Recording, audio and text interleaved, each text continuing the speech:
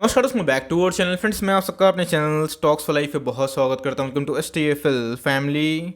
Day film बस आपको पता है कि शाम को हमारी एक वीडियो आती है स्टॉक फटाफट या फिर न्यूज़ फटाफट, जहां पे वीडियो एक चर्चा ने कौन स्टॉक में क्या न्यूज़ आ रही है और क्या बेस्ट बाइंग लेवल इमर्ज हो रहा है। जी हाँ दोस्तों, ओमिक्रॉन वायरस को लेकर अभी के टाइम में एक बहुत बड़ी अपडेट है, लेकिन उससे घबराने की आवश्यकता नहीं है। क्या है पूरा केस, मैं एकदम सरल भाषा में समझाने की कोशिश करूंगा। चैनल फर्स्ट टाइम होंगे सब्सक्राइब कर सकते हैं इस तरह क्वालिटी कंटेंट को सबसे पहले एक्सेस करने के लिए। Now without delaying any for time, let's begin. आप देख सकते हैं जो ओमिक्रॉन वायरस का शुरुआत हमें साउथ अफ्रीका से देखने को मिला था, वो दोस्तों तेजी से इंडिया में भी अपने पांव को पसार रहा है। पिछले कुछ समय से आपने नोटिस किया होगा कि जो इंडिया में केसेस हैं वो काफ़ी रफ्तार से बढ़ते हुए देखने को मिल रहे हैं। एक केस से गए हमें दूसरा केस देखने को मिला, और दूसरा से अगर आप देखें तो अभी के टाइम में दोस्तों कर्नाटका में 5 कोविड के पॉजिटिव केसेस हमें देखने को मिल रहे हैं, और ये ओमिक्रॉन वेरिएंट का ही असर देखने को मिल रहे हैं। तो बताया कि पिछले कुछ समय से ओमिक्रॉन वायरस को लेकर मार्केट में काफ़ी नेगेटिविटी है, लेकिन इससे घबराने की आवश्यकता नहीं है, बिकॉज ओमिक्रॉन का जो स्प्रेड है हमें वर्ल्ड वाइड देखने को मिल चुका है। 49 कंट्री में दोस्तों अभी के टाइम में ये स्प्रेड है। लेकिन क्या ये कैंसर है? इसका आंसर है नहीं, और ये ट्रीटेबल नहीं होगा। ऑफकोर्स ये होगा, बिकॉज इसके पहले भी गए हमने कोरोना वायरस का जो न्यू वेरिएंट देखा था डेल्टा वायरस, उसमें भी हमें वैक्सीन की अच्छी खासी उपलब्धि देखने को मिलती है। तो मेरे हिसाब से गैस ये जो सब जो न्यूज़ है इसका जो शॉर्टेस्ट है अच्छा खासा बहाना बनाते हैं, और आपको मार्केट छोड़ के भागना बिल्कुल भी नहीं है और मार्केट में बने रहना है, बिकॉज ये सब न्यूज़ हमें अभी के टाइम में काफ़ी डरा रही है। बट उस सेंटर से जो गाइडलाइंस आई है वो बहुत ही अच्छा हमें देखने को मिल जा रहा है। आप देख सकते हैं इसमें कोई भी डराने वाली बात नहीं है कि ओमिक्रॉन जो वायरस का स्प्रेड है पिछले कुछ समय से अच्छे खासे कंट्री में ये दस्तक दे रहा है, और जिसकी वजह से गैस मार्केट में थोड़ा सा पैनिक है। लेकिन सेंटर की बात की जाए, जो कि सेंट्रल गवर्नमेंट है, गैस उन्होंने बताया है कि जो सिम्टम है बहुत ही ज़्यादा वाइल्ड नहीं है, माइल्ड हमें देखने को मिलता है। मतलब ये ट्रीटेबल है अगर जो कोविड के नॉर्म से अगर लोग उसको फॉलो करें, मास्क यूज़ करें, सैनिटाइजर यूज़ करें, और जो पब्लिक गैदरिंग है उसको थोड़ा अवॉइड करें। और सेंटर ने बताया भी है डू नॉट पैनिक। तो जी हाँ दोस्तों, बहुत ऐसे हेडलाइंस में आपको डराया जाएगा जहाँ बताया जाएगा कोविड की वजह से जो कि ओमिक्रॉन का वायरस का स्प्रेड है ये काफ़ी हद तक इम्पैक्ट डालेगा। बट दोस्तों इसका जो सिम्टम है वो काफ़ी माइल्ड अभी के टाइम में ऑब्जर्व किया गया है। नो नो वन नोस दोस्तों कि आने वाले कल में ये क्या होगा। बट मेरे हिसाब से गाइस, जब कोविड का फर्स्ट पैंडेमिक आया था वहाँ पे लोगों ने ब्रेन से काम नहीं लिया था और इमोशन से काम लिया था। बहुत लोगों ने अपने स्टॉक को सस्ते भाव में बेच दिए थे। तो अगर आपने अच्छे स्टॉक लिए हैं, गिरता है, पैनिक मत करिएगा, होल्ड एंड कंटिन्यू करिएगा, बिकॉज अभी के टाइम की बात की तो गाइडलाइंस बहुत ही पॉजिटिव है। ऑल्दो अगर कोविड केसेस बढ़ते हैं ओमिक्रॉन वायरस को लेके तो ये मार्केट में नेगेटिव इंपैक्ट डाल सकता है, लेकिन बहुत ही लंबे अरसे तक नहीं रहेगा। एक बार वैक्सीन की न्यूज़ आएगी जो कि इफेक्टिव होगी तो गैस मार्केट हमें अच्छा खासा उछाल भी दिखा सकता है। तो मेरे हिसाब से गैस न्यूज़ अभी के टाइम में कोविड का स्प्रेड ऑफकोर्स खराब वाली बात है, बट यस इसका जो इम्पैक्ट है बहुत सीवियर नहीं है, और इसको दोस्तों हम लोग आराम से घर में ही ट्रीट कर सकते हैं। बात की जाए CDSL हमारा वन ऑफ द टॉपिक है, और दोस्तों आज के दिन इसने विस्फोटक तेजी दिखाई है। मैंने इसको कवर भी किया, तो बताया था गाइस कि CDSL का जो बिजनेस है आप उसको समझने की कोशिश करिए। जो बिजनेस हमें कंटिन्यूसली एक अपवर्ड डायरेक्टरी में जाते हुए देखने को मिले तो गाइस उसमें संदेह नहीं करना चाहिए, उसमें आपको ग्रोथ में पार्टिसिपेट करना चाहिए। इसके पहले गाइस बहुत ज़्यादा फियर हुआ था, 1300 के आसपास आया था। क्या लोग डीमेट अकाउंट खुलवाना बंद कर देंगे? नहीं, उल्टा दोस्तों लोग डीमेट अकाउंट और भी खुलवाएंगे, बिकॉज मार्केट में मंदी आती है। तब कोर्स गाइस बहुत ऐसे निवेशक है जो सही में जानकार हो चुके हैं, और जिस तरफ से यूट्यूब का रिवोल्यूशन है गैस वो सही में डीमेट अकाउंट खुलवा रहे हैं अपने परिवार का भी। तो मेरे हिसाब से गैस लॉन्ग टर्म में डीमेट में बहुत पोटेंशियल है, और यही दोस्तों आज के दिन हमें ब्रेकआउट के वर्ज पे जाता हुआ देखने को मिल चुका है। आपको हमेशा बताता हूं कि मार्केट में नेगेटिविटी हमेशा रहेगी। अगर आप मार्केट में पॉजिटिव नहीं रहेंगे तो मार्केट में आपको हमेशा लगेगा कि निकल जाए, लेकिन पॉजिटिव रहेंगे इस फिराक में कि उनका बिजनेस अच्छा करेगा तो गैस लॉन्ग टर्म में ऑफकोर्स अच्छा करेगा। शॉर्ट टर्म में पैनिक आती है, गिरावट होती है, लेकिन वीक हैंड हमेशा माल बेचते हैं और स्ट्रॉन्ग हैंड हमेशा माल खरीदते हैं। तो गैस आप वीक हैंड है या फिर स्ट्रॉन्ग हैंड है, कमेंट बॉक्स में ज़रूर बताइएगा। और इधर पे मार्केट के उतार चढ़ाव से डरना बिल्कुल भी नहीं है, बिकॉज ये एकदम ब्रेकआउट के वर्ज में है। मुझे पक्का है कि नहीं Q3 के नंबर्स के पहले गैस ये एक नया ऑल टाइम हाई लगाता हुआ देखने को मिल सकता है। लेट्स सी कि मार्केट का डायरेक्शन आने वाले कल में क्या होगा, बट जैसा भी होगा मुझे लगता है Q3 के नंबर्स इनके और भी आउटस्टैंडिंग होने वाले हैं। बात की जाए, बहुत लोगों ने पूछा कमेंट बॉक्स में सर कैम्स में क्या करें, क्या निकल जाए। मैंने उधर पे भी कमेंट का रिप्लाई किया था, क्या आपने जब कैम्स को लिया था ये सोच के लिया था कि प्राइस फॉल होगा तो मैं निकल जाऊंगा? इसका आंसर है नहीं। तो भाई डंडा किस बात का, बिकॉज कैम्स की बात की जाए अपने आप में ही मोनोपोली डेट फ्री कंपनी हमें निकल के आती है। अच्छी खासी कैश भी है, पिछले कुछ समय से 4000 का स्टॉक पंप के कारण ये भाग चुका था। मैंने आपको क्लियरली ऑल टाइम हाई पे अवॉइड करने की सलाह दी थी और बताया भी था कि थोड़ा सा कूल होने का वेट करें, और 32-33 लेवल्स का मैं उसको कवर करता हूँ। तो ऑफकोर्स मार्केट में गिरावट है तो इसमें भी गिरावट है, बट कंपनी से खत्म नहीं हो रही है, और म्यूचुअल फंड का जो इन्फ्लो है आने वाले कल में वो बहुत ही पॉजिटिव हो सकता है।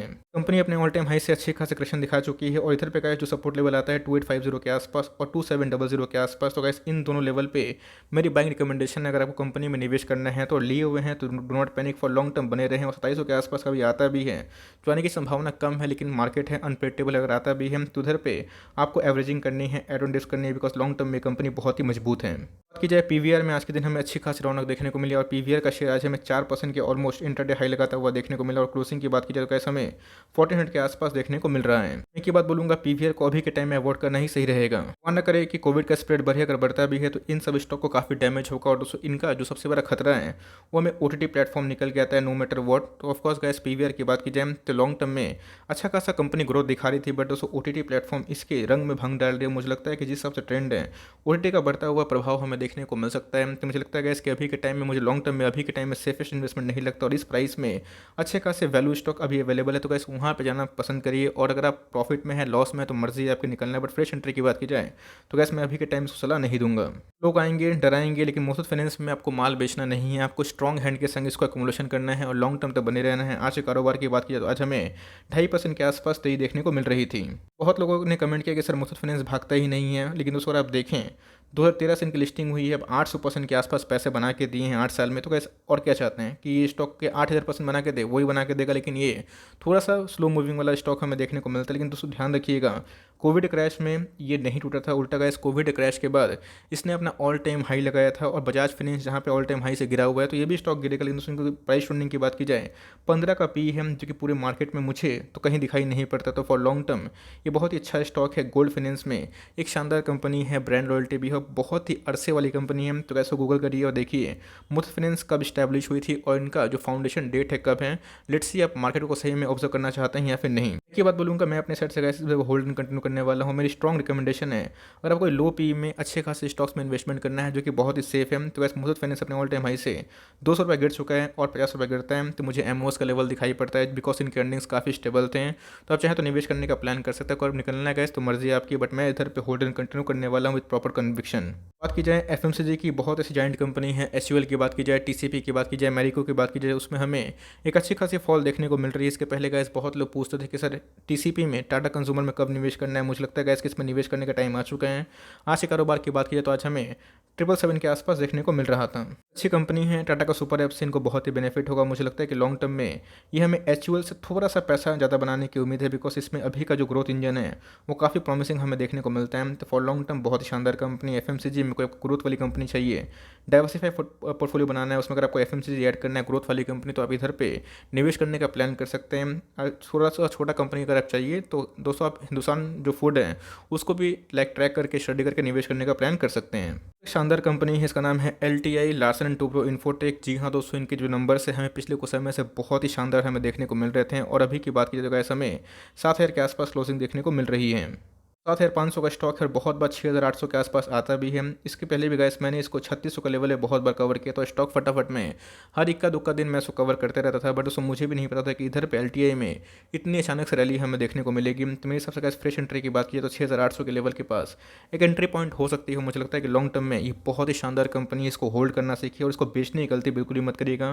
प्राइस में वीकनेस आएगा तो उधर पर ऐड करिए। अगर आपको कोई भी स्टेबल हाई ग्रोथ IT वाली कंपनी में निवेश करना है, बिकॉज अपने आप में गैस LTI बहुत ही अच्छा ग्रुप को बिलोंग करता है, बहुत ही स्टेबल इनके अर्निंग्स हमें पिछले कुछ समय से देखने को मिल चुके हैं। बात की जाए ऊँट आए पहाड़ के नीचे, बात की जाए इन्फो एज लिमिटेड। जी हाँ, 7,500 का स्टॉक है। अभी के टाइम की बात की जाए जो हमारा टारगेट था 5850 के आसपास, उसी के लेवल पे हमें आता हुआ देखने को मिल रहा है। और इधर पे गैस अगर आप देखें तो आज के दिन में हमें 1% के आसपास गिरावट देखने को मिल रही थी। जिनको घुसना था वो घुसने का मौका बना सकते हैं। और इधर पे अगर आप देखें तो fresh entry for long term आराम से हो सकती है CMP में। जी हाँ दोस्तों, अगर गिरता है तो 5650 के आसपास एक सपोर्ट है, उसको टेस्ट कर सकता है। तो अगर आपको उठाना है तो इधर से एक्मुलेशन स्टार्ट कर सकते हैं और 5650 के आसपास आते हैं तो उधर पे एक्मुलेशन बढ़ा सकते हैं। फॉर लॉन्ग टर्म बहुत ही शानदार कंपनी है। जिन्होंने स्टॉक को चेज़ नहीं किया उनको यही स्टॉक सस्ते में मिल रहे हैं। तो वैसे इधर पे आप चाहें तो फॉर लॉन्ग टर्म का इन्वेस्टमेंट कर सकते हैं, बिकॉज ऑल टाइम हाई से 1700 पॉइंट के आसपास इसमें करेक्शन देखने को मिल चुकी है। बात की जाए रिलायंस को बेचने की गलती प्लीज़ मत करिएगा, बिकॉज रिलायंस में हमें बहुत ज़्यादा अच्छे पाइपलाइंस देखने की उम्मीद दिखाई पड़ रही है। तो फॉर लॉन्ग टर्म ये सब कंपनी बहुत ही स्लो मूविंग है, बट अपने आप में ही बहुत ही कंसिस्टेंट वेल्थ में करें। तो जी हाँ, आज के दिन हमें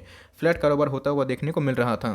देखना बनता है कि आने वाले कल में रिलायंस का डायरेक्शन क्या होगा। लेकिन जो अभी के टाइम में न्यूज़ आ रही है कि जियो ने अपने टैरिफ को हाइक किया है और ये बहुत ही अच्छी न्यूज़ हमें देखने को मिल रही है। बीइंग अ शेयर होल्डर दोस्तों, इधर पे जियो का जो मूव है ऑफकोर्स हम लोग को उधर पे अपलोड करना चाहिए, बिकॉज जियो में अच्छे खासे रेवेन्यू आएंगे तो रिलायंस का जो ग्रोथ इंजन है उसको सपोर्ट मिलेगा। आने वाले कल में इनके जो फाइनेंशियल है मजबूत होंगे और इनके जो Q3 के नंबर्स हैं और Q4 के नंबर्स है वो भी अच्छे आने की उम्मीद है। तो मेरे हिसाब से गैस रिलायंस एक बहुत शानदार कंपनी 2450 के आसपास एक डिप मिलता है, एंट्री कर सकते हैं और लॉन्ग टर्म के लिए बने रहें।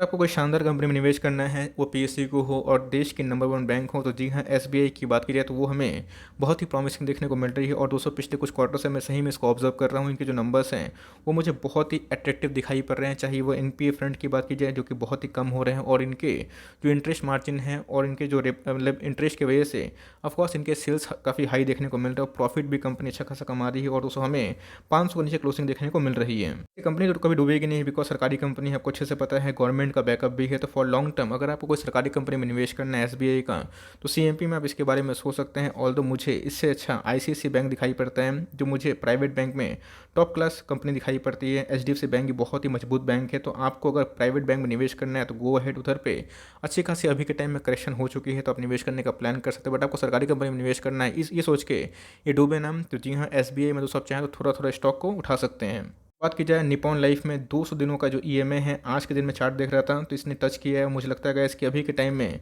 निपॉन इंडिया में घुसने का सही मौका है। बिलो 400 एक टॉप क्लास कंपनी है, डेट फ्री कंपनी, और आज के दिन हमें फ्लैट कारोबार होता हुआ देखने को मिल रहा था। 460 का स्टॉक है, अगर आप अभी देखें तो हमें 373 के आसपास देखने को मिल रहे हैं। तो जी हाँ, निपॉन में हमें जो डिविडेंड यील्ड निकल के आता है वो है गाइस 2.5% के आसपास, जो मुझे पर्सनली काफ़ी अच्छा लगता है। 2.5% का डिविडेंड यील्ड एक ऐसी कंपनी जो सही में अच्छा खासा मुनाफा कमा रही है। और एफआईएस ने और डीआईएस ने अपने स्टेक को दोस्तों अच्छे खासे बढ़ा ली है, पब्लिक ने पूरा माल बेचा है। तो मेरे हिसाब से फॉर लॉन्ग टर्म बिलो 400 बहुत ही शानदार कंपनी है। और म्यूचुअल फंड के ईटीएफ वाले बिजनेस में निवेश करना है तो निपॉन एक अच्छा खासा प्लेटफॉर्म देता है। तब चाहें तो उसको स्टडी करके बिलो 400 एक टॉप क्लास कंपनी है जो डेट फ्री है, इसके बारे में आप कंसिडर कर सकते हो। जो अपने आप में ही मुझे लगता है कि लॉन्ग टर्म में एक अच्छा खासा वो डिविडेंड भी देगी और वेल्थ भी बनाएगी। बात की जाए एपीएल अपोलोटिव्स लिमिटेड, इसके पहले गाइस मैंने बताया था कि इसमें 80% के आसपास एक्मुलेशन देखने को मिल रही थी, और इसको आप सही में सीरियसली ट्रीट करें, बिकॉज इसमें हमें 1:1 का बोनस देखने को मिला था, और स्टॉक हमें 1800 के भाव पर भी देखने को मिला था। बट बहुत लोगों ने बोला कि सर उधर प्रोमोटर ने अपने माल को बेचा है। मैंने आपको उस समय बताया था कि प्रोमोटर ने माल बेचा है, लेकिन एफआईआईस ने माल खरीदा है, और इसी की वजह से आप देख लीजिएगा हमें एक अच्छी खासी रैली देखने की उम्मीद है। तो जी हाँ, 750 का बॉटम लगाने के बाद दोस्तों एक महीने के अंदर ही हमें अभी के टाइम में ये स्टॉक 950 के आसपास ट्रेड करता हुआ देखने को मिला, और आज हमें 3.25% के आसपास तेजी देखने को मिल रही थी। लोग क्या बोलते हैं, ऑफकोर्स अगर आप उनको सुनेंगे तो ऑफकोर्स कभी भी आप निवेश करने का प्लान नहीं कर सकते। अच्छी कंपनी होती है, डाउन आएगा, आपको निवेश करने का प्लान मिल सकता है। वैसा नहीं कि प्रोमोटर ने पूरा अपने स्टेक को बेच दिया। प्रोमोटर टाइमली अपने स्टेक को बेचते हैं, बिकॉज उनको पैसों की आवश्यकता होती है। बहुत सारे प्रोमोटर होल्डिंग भी होती है। बट इधर पे यस, एफआईएस ने और डीएस ने क्या किया ये देखना बनता है। तो फ्रेश एंट्री अभी के टाइम में ना है, बिकॉज इस प्राइस में दूसरे स्टॉक्स काफ़ी अफोर्डेबल हैं, तो आपके पास हैं, कंटिन्यू करें। और जो एक बहुत बड़ा डिप था 750 के आसपास, हमने अच्छा खासा बाइंग भी किया था, आज प्रॉफिट में भी है, तो मैं इधर पे कंटिन्यू करने वाला हूँ। मुझे लगता है कि एपीएल अपोलोटिव्स लिमिटेड आने वाले कल में अच्छा कर सकता है। बट फ्रेश एंट्री की बात की तो ऐसे मैं अभी अवॉइड नहीं कर, मतलब अभी बोलूँगा कि अवॉइड करने, अभी सलाह नहीं दूंगा। इसके जगह पे आप चाहें दूसरी कंपनी जो कि अभी टाइम में एमओएस पर ट्रेड कर रहे हैं वहाँ पर निवेश करने का प्लान कर सकते हैं। बात की जाए आईआरसीटीसी, जी हाँ दोस्तों, ओमिक्रॉन का वायरस का अगर स्प्रेड बढ़ता है तो इनके लिए नेगेटिव बात हो सकती है। बट ये अपने ऑल टाइम हाई से 30-35% के आसपास टूट चुका है, और आज के दिन हमें 1.5% के आसपास तेजी देखने को मिल रही है। याद रखिएगा अपने आप में ही आईआरसीटीसी बहुत ही शानदार कंपनी है। लोग क्या बोलते हैं उनको छोड़िए, लेकिन आपको कंपनी के अंदर फेथ होना चाहिए। जब कोविड का फर्स्ट वेव आया था ऐसे 2000 का स्टॉक हमें 1000 के आसपास देखने को मिला था, और उसके बाद इसने स्प्लिट के पहले 6500 का भी हाई लगाया था। तो उस बॉटम प्राइस से 6.5 गुना भागा था, लेकिन अब ऑल टाइम हाई से ये टूट चुका है। तो जी हाँ, ओमिक्रॉन का वायरस का स्प्रेड होगा तो ऑफकोर्स इसके लिए नेगेटिव बात होगी, बट लॉन्ग टर्म तक बने रहें। कंपनी के शेयर प्राइस में अच्छी खासी फॉल हो चुकी है, और ओमिक्रॉन वायरस की वजह से अगर 770 के आसपास फिर आता है तो गैस फिर से घुसने का मौका बन सकता है। टायर वाली एक बहुत ही शानदार कंपनी, इसका नाम क्या है, बालकृष्ण इंडस्ट्रीज लिमिटेड। ये भी दोस्तों हमें 200 दिनों का जो मूविंग एवरेज है इसके आसपास ट्रेड होता हुआ देखने को मिल रहा है। तो अगर आपको पोर्टफोलियो में डाइवर्सिफिकेशन चाहिए, टायर वाली कंपनी में निवेश करना है जो कि एमआरएफ से भी बड़ी कंपनी है, तो कैसे आप बालकृष्ण को सही में इस सीएमपी में कंसिडर कर सकते हैं, बिकॉज ये भी एक टॉप क्लास कंपनी हमें दिखाई पड़ जाती है। उस समय से अच्छी खासी वीकनेस है। 2600 का स्टॉक अगर आप देखें 2200 के आसपास ट्रेड करता हुआ देखने को मिल रहा है, और इनके मार्केट कैप अगर आप देखें 42,000 करोड़ के आसपास है। तो कैसे इधर पे एक और प्रश्न है कि एमआरएफ का मार्केट कैप कितना है, कमेंट बॉक्स में ज़रूर बताइएगा। बहुत लोग सोचते हैं कि सर एमआरएफ का जो प्राइस है 70,000 के आसपास, तो उसका मार्केट कैप ज़्यादा होगा। बट आप सही में देख के चौंकने वाले हैं, बिकॉज एमआरएफ से भी ये बड़ी कंपनी है। जरूर कमेंट बॉक्स में बताइएगा कि एमआरएफ की मार्केट कैप कितनी है। तो एनीवेज तो इधर पे अगर आपको टायर वाली कंपनी में निवेश करना है तो बालकृष्ण इंडस्ट्रीज अभी के टाइम में एक अच्छा खासा वैल्यू ऑफर कर रही है। आप चाहें तो सीएमपी में कंसिडर कर सकते हैं, और हर 100 के फॉल पे इधर पे आप बाई ऑन डिप्स पे आराम से कर सकते हैं। टाइमिंग छोटी सी अपडेट थी। आई होप मेरे एफर्ट आपको अच्छा लगा होगा। वीडियो सही लगी होगी तो एक लाइक कर दीजिएगा। चैनल फर्स्ट टाइम होंगे तो याद से सब्सक्राइब करना ना भूलिएगा। फर्दर कोई डाउट है उसको ड्रॉप कर सकते हैं, कुछ रिव्यू चाहिए उसका नाम भी ड्रॉप करना ना भूलिएगा। I would love to make a video on your demand. Guys मिलते हैं जल्दी ही, तब तक के लिए bye. Thanks for listening friends, God bless you all.